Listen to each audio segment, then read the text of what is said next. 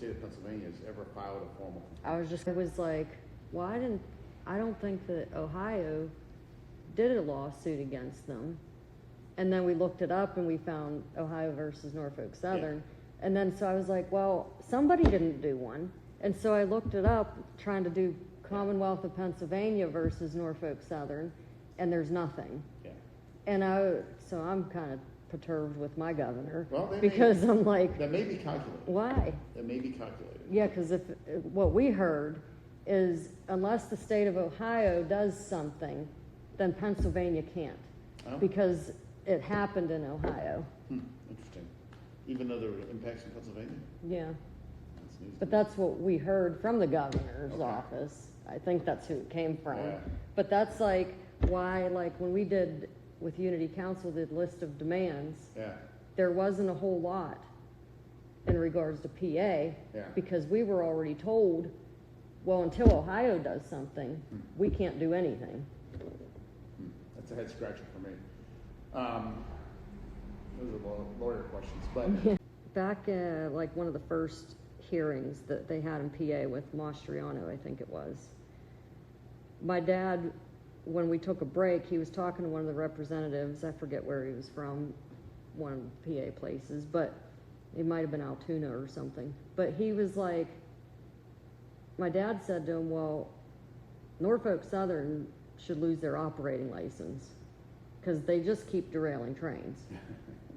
And so I said to the Attorney General after, I said, well, you know, you can set a precedence that this needs to stop, not just for the railroads, but any big corporation. You can't just like, if something would happen, a $600 million lawsuit is what we get. So if something would happen, for instance, at the cracker plant, Shell has enough money, well, we can just pay $600 million and make it go away, and we can do whatever we want. So he needs, and whoever else needs, to set a precedence that people need to be more safe. You know what was interesting? The corporations. Yeah, you know what was interesting? It's something I read in the letter that the class action attorneys wrote back to you all when they were talking about punitive damages. I don't know if you saw that part. Yeah, I don't know what punitive means. Punitive means, all right, so you have damages for your losses, right? And you know, loss of happiness, loss of property, loss of health. You know, those are your direct damages, right? And then punitive damages are damages that the company has to pay to dissuade them from making the same mistake again, right? So you have compensatory and you have punitive. In the class action suit, basically the way it read was, you know, punitive damages are not part of class action. That has to be done through, you know, the government agencies. And normally when you have punitive damages assigned by the court, when a judge assigns it, then they got to figure out where does that money go, right? And so usually they put, you know, they'll roll that money back into things that are beneficial to the community as a whole. For example, the punitive damages from the tobacco lawsuits went to all the states for, you know, public health education, right? So everybody benefited from that. You know, all the states got additional funding for anti-tobacco regulations. So, well, I said to him, outreach. I said to Yost afterwards, I was like, well, you know, I don't expect you to go and take away their operating license because that would hurt the economy. But what is the thing that I think could be done is, for an example, the example I gave them, we go and you go out and you drink and drive. Yeah. And you get busted, so you get a point on your license. Yeah. Or however many. And you do it again, this time you hurt somebody. Yeah. Well, you lose your license. Well, a railroad, it's a lot bigger company, goes a lot more miles and everything than what we do. But they could do some sort of point system to make sure that they're going to operate more safely so that they don't gain these points. Because if you gain these points, well, we're going to suspend your license for so many days. Yeah, I get it. I get what you're saying. And so that's what he said too. He's like, I get that. But I don't think that there is something like that. I mean, they get fines for going over a speed limit or something, but I'm sure not for operating unsafely. Yeah, no, I'm sure the state and federal laws don't work that way for the reasons you said. I mean, you're not going to cripple the economy, so you have to make it a financial incentive, right? And what are ultimately who are the publicly traded companies? Who are they beholden to? The shareholders. Stakeholders. Yeah. So if the shareholders see their stock price start to drop, that's when CEOs get fired, right? At least for a longer period of time.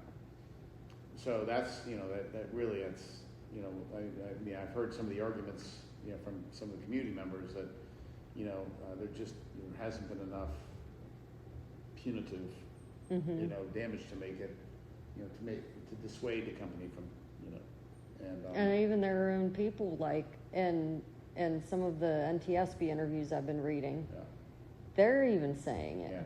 So if I take my EPA hat off and I put my just self hat on, Cleveland resident, no, I agree. I mean,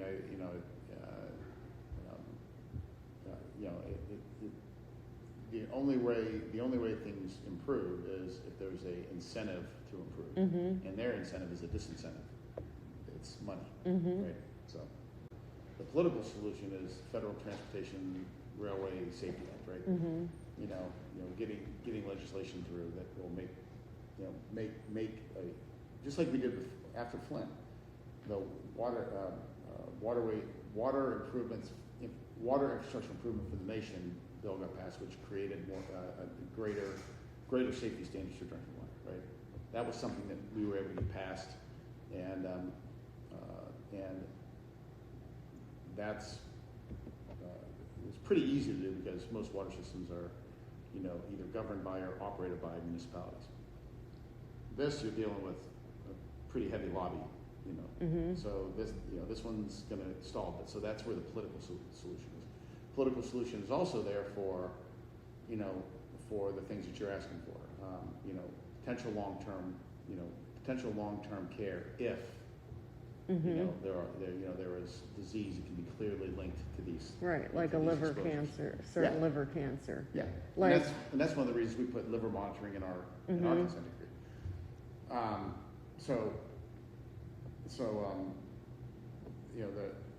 From a political standpoint, they could create some type of law like they did for the 9/11 responders, right? To provide not full care, but care specific to certain things, exactly. We did that at Flint. They passed rules that gave children health care till their 18th birthday, right? So there are potential political solutions there. That's only going to cover the state of Ohio. Well, but and just like you told me, and again, I don't know, this is the piece I don't know. Where does the state of Pennsylvania then land, right? If Ohio is able to come to some type of resolution with their lawsuit, then does the state of Pennsylvania then have the ability to file a lawsuit or piggyback on? Or maybe, like I thought too, maybe they're just going to do sort of like our lawsuit did with the class action. It's like a 20-mile area, so it's like an umbrella. Yeah. Well, this happened because of the train derailment in Ohio, so it's covering this amount of people. Again, those are the things. I mean, there's just so much we don't know because, we don't know like the Attorney General said, he said, I'm waiting until after the NTSB hearings. Again, it's always been a head scratcher for me because we already know what the attorney, we already know what the NTSB report's going to say. We knew that since last June. Yeah. So I'm like, what are we waiting for? What why would we drag this thing out further? I think that there's like a few things more that they could say, but it's not as big as, well, that shouldn't have happened. Yeah. I mean, what are the big things that come out of it? There's, the MTSB chair already said in a congressional hearing that she believes that the event burn was I think that's the biggest thing that will happen. Yeah. I mean, what else is it? We already know it was wheel bearing, right? Mm-hmm. We already know that there weren't, safety, there weren't safety devices or protocols in place to detect that earlier, right? We already know that. That's going to come out. Well, they can only make recommendations, right? That's right. That's right. So they can't say, well, you have to That's make right. longer inspection That's times. right. That's right. And now our consent decree, we cover some of that stuff, Mm-hmm. specific to Norfolk Southern. Mm-hmm. Not to the industry as a whole, but the industry as a whole probably start. Should. Yeah, they should follow suit, or it can help that political process Mm-hmm. to help get that act. Now the one railroad is signed on, maybe the others, Canadian National and CSX, and Mm-hmm. others sign on. I lost my train of thought. Oh, and then the vent and burn, right? Mm-hmm. Oxyvinyl says that it wasn't necessary. Norfolk Southern says that it was. Who's right? I don't know. I'm not the expert. NTSB is going to make the recommendations, right? And we already know what they're going to say. Mm-hmm. They're going to say that it wasn't necessary. So, what else is there to learn? Right. That's my point. I'm like, I honestly believe that the state of Ohio, working in the best interests for the state of Ohio, felt that, I'm totally guessing, felt that, let's see what the feds come up with first. And Mm-hmm. then we can push for maybe a bigger package, right? Maybe, I don't know. Yeah, the first only thing person he that knows brought is- up was the stuff about the medical care too. But then Stephen Lester brought it up too on his interview, is they did a thing in Love Canal where it was $1 million is put into a trust fund Yeah. for certain things that can be from Love Canal.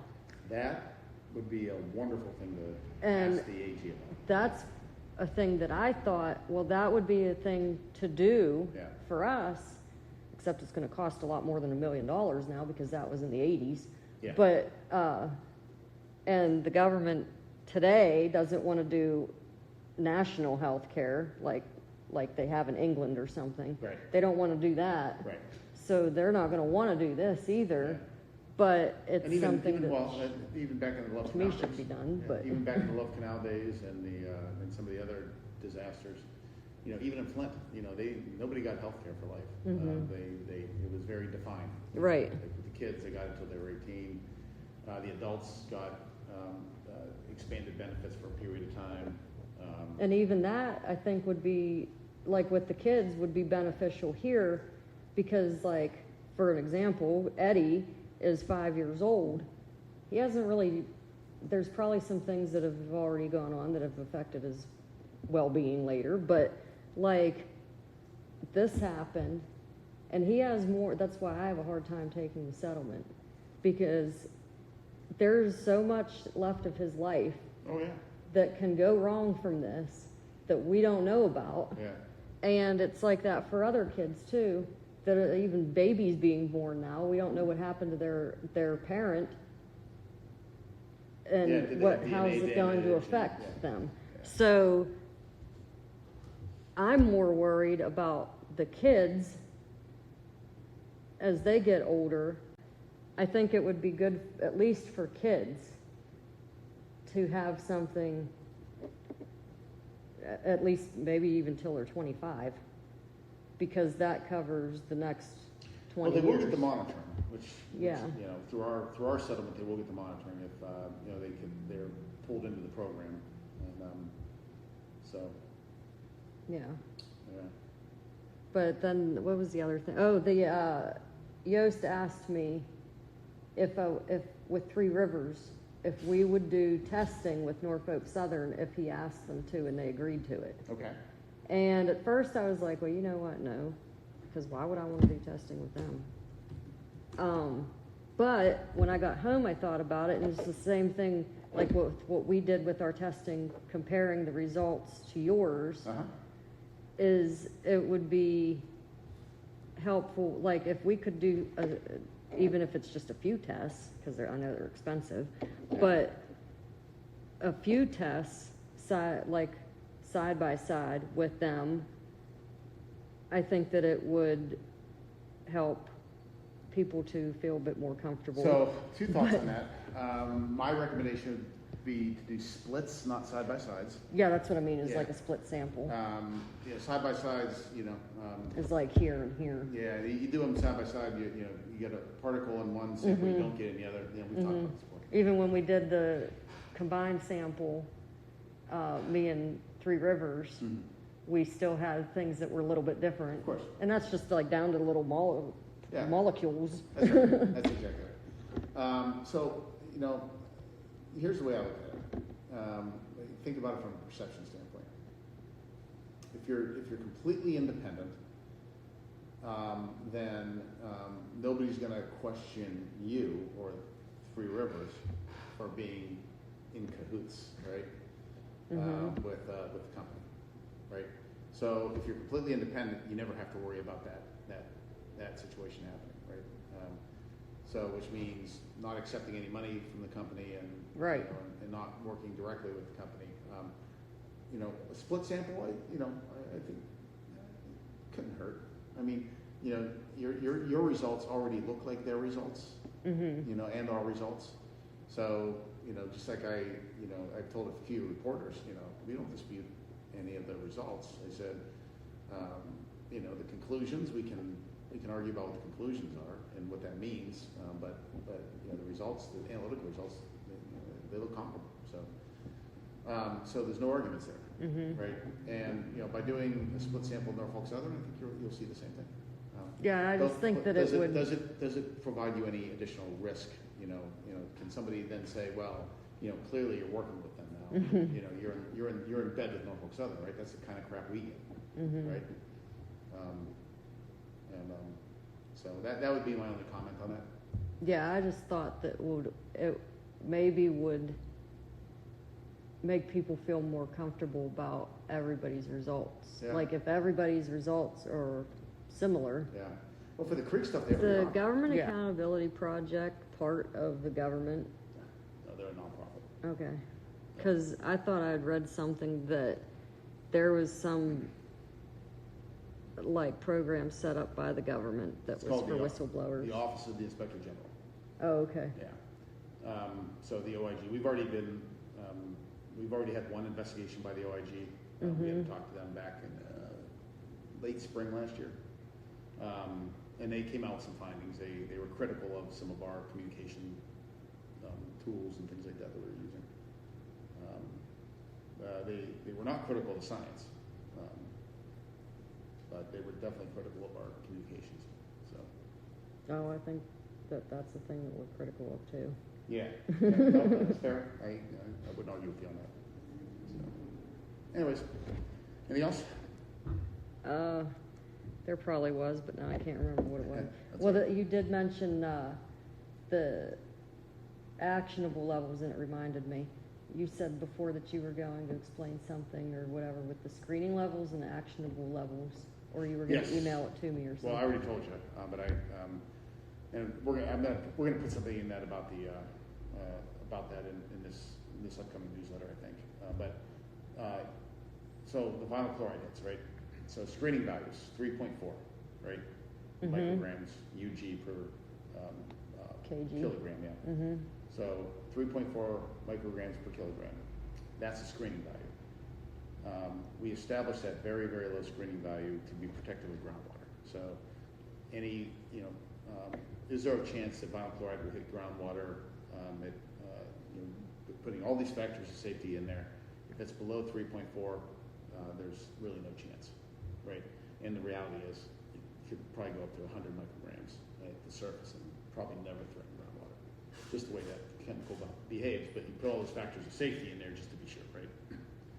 An action level, a human health action level, our program's action level is right around 5 milligrams per kilogram, which would be 5,000 micrograms per kilogram. So that's the difference. So if I were collecting a sample in your property, and I collect the soil sample, and it comes back with 500 micrograms per kilogram of vinyl chloride, my removal management level, or the level that we use to evaluate immediate risks to human health, is at 5,000. You're at 500. You're 10 times lower than that, right? Which is 10 times, which is 100 times. That 5,000 is almost 100 times lower than our screening value. So one is to protect groundwater and make sure that for generations to come, we don't ever have a groundwater problem based on this detection. That 5,000 is if you or your son or your dad come in contact with if you're below that, that one-time contact, you're not gonna have elevated risk to health, right? You're at a 1 in 10,000 cancer risk at that point. And to get to a 1 in a million cancer risk, then that number drops, right? It's probably going to be down around, I don't know, I'd have to look at the human health screening level for that 1 in a million cancer risk. Does that make sense? Yeah. The low one is just making sure we don't have problems Later. Yeah, decades later. Yeah. This one is to make sure if you come in contact with it, you don't have a problem today, Right. or any time in your life by that one-time exposure. So like down there, benzopyrene was, or is, I don't know, but like he lives there. Yeah. Not in the water, but Right. he lives right there. Now, if he lived in the water, that'd be a different story. Right. Yeah. But he lives right there, and we've been in there a few times. Well, he's probably been in there quite a few times. I've probably been in there a few times. Yeah. But so with the amount that was down there, he still shouldn't have a problem. Yeah. No, I mean, even sensitive populations. So those human health screening levels, same thing. So many factors of safety in there. They're designed to protect immunocompromised children, women at childbearing age, pregnant women, elderly, right? That's why those levels are set where they are. For healthy adults,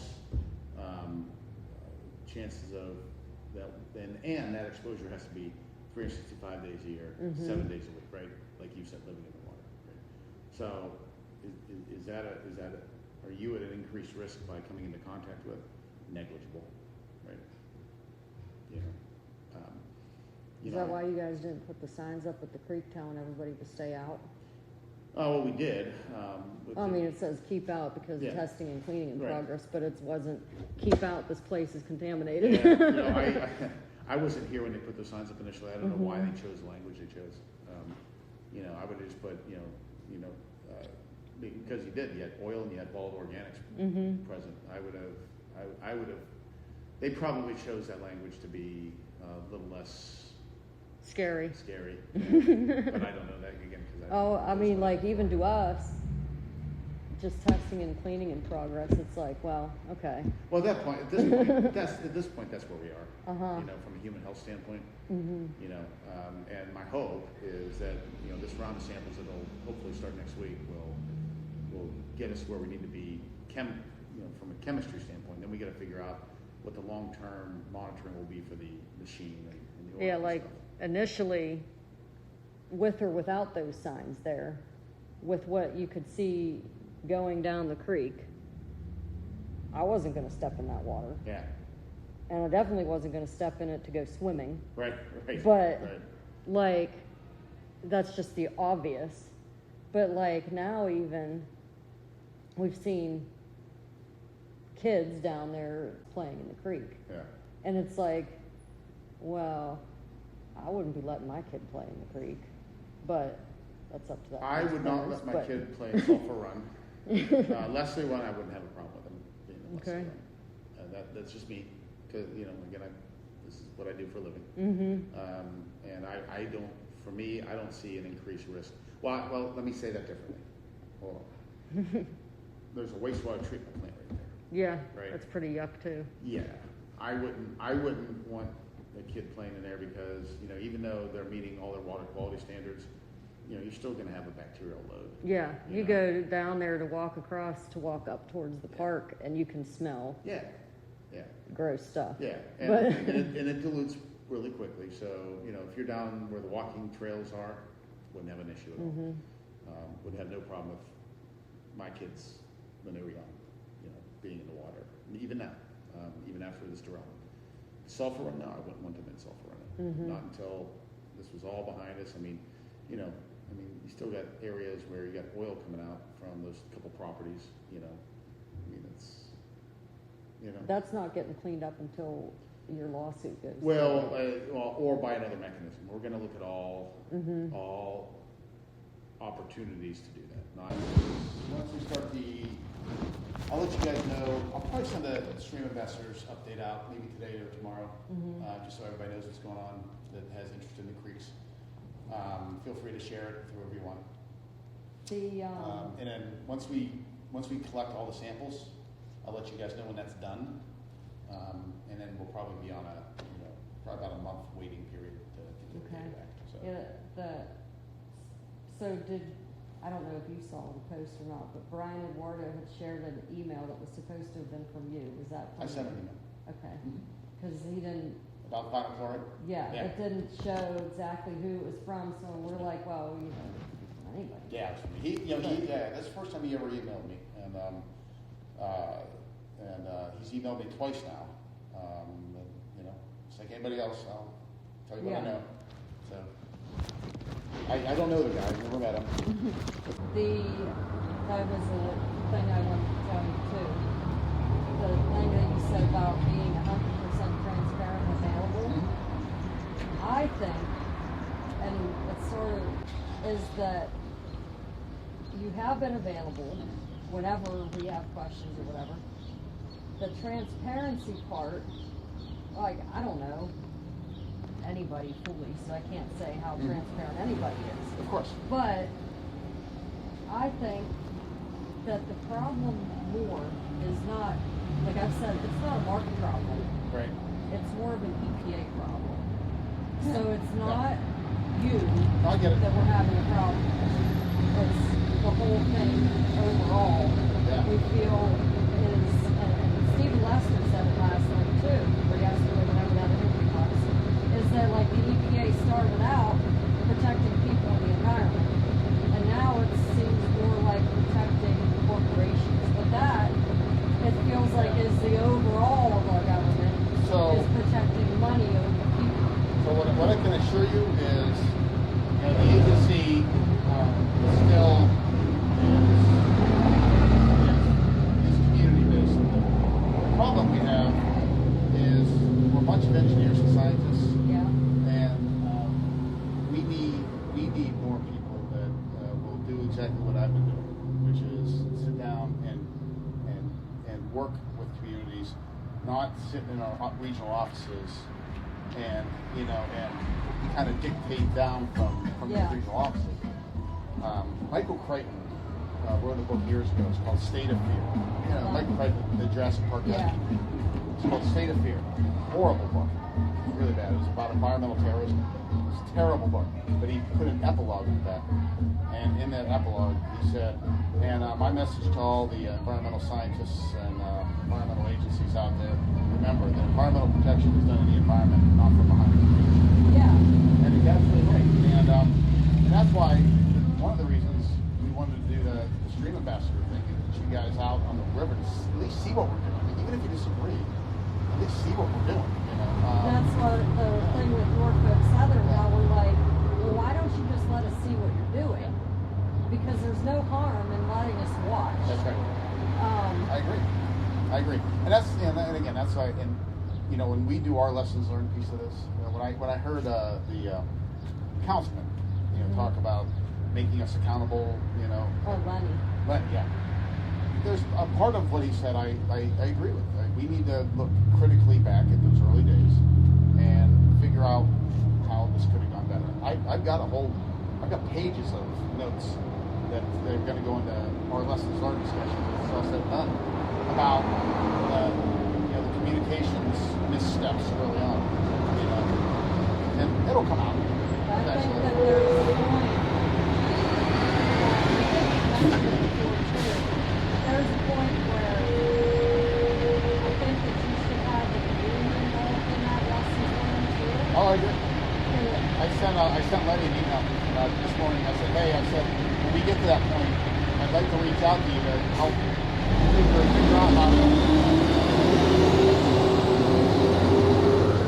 And then, like, there's other things too, like people have lost their family and their friends over it, but we've made new friends. Yeah. And we brought new family members, like people we consider family. And then we've learned so much. Like, I hated science and math in school. I did horrible with them. But now, when it feels like your life depends on it, Get a crash course you in learn environmental science. everything about it. That's right. Even like you look at math problems that you're just like, I don't even know where to begin with this, but I'm going to figure it out. Yeah, a lot.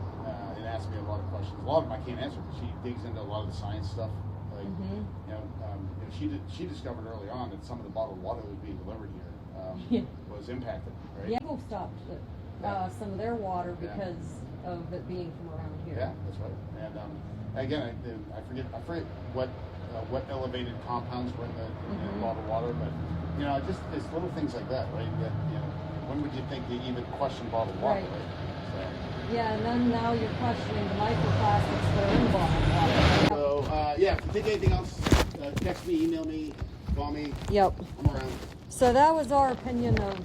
I mean, it wasn't about you. No, I appreciate that. It's I appreciate that. The whole thing overall, I think. So. Like I said, in the early days, I'll back you guys up on those concerns. That's the thing I was going to say too. Is just like a lot of us feel, and it's a lot of people I've talked to after that came out agree that it's not a problem with you. It's overall, and then like what was it I was going to say? Oh yeah, a lot of people feel like you drop clues. Oh yeah, all the time. And that we figure it out because we feel like there's more that you want to say, but if you say it, you'll get in trouble. Well, it's not that I'll get in trouble. It's that I don't, and go back and watch that town hall I did back in March last year. With Jamie and the mayor? Yeah. And I gave you guys so much information, and then that's where we caught on about the hints. Oh yeah, and then, if I just 100% speak freely, then my words get taken out of context, and I need to make sure that everything I say can be backed up. Even if it's said 20 years down the road, it's accurate, right?